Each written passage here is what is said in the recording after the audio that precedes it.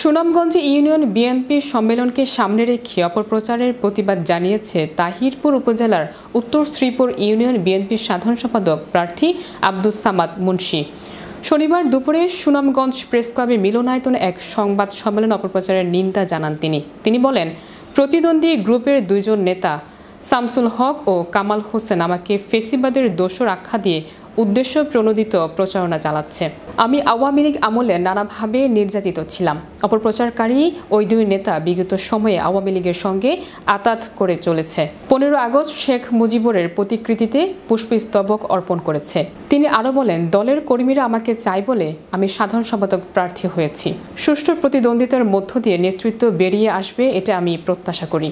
কিন্তু ব্যক্তিগত অপপ্রচার কাম্য নয়। এ সময় উপস্থিত ছিলেন যুবদল নেতা আনোয়ার হোসেন ও নজির হোসেন। আমার ভাইও একজন অন্য দলের সঙ্গে যুক্ত আছে এমন অভিযোগ শুনে দুঃখিত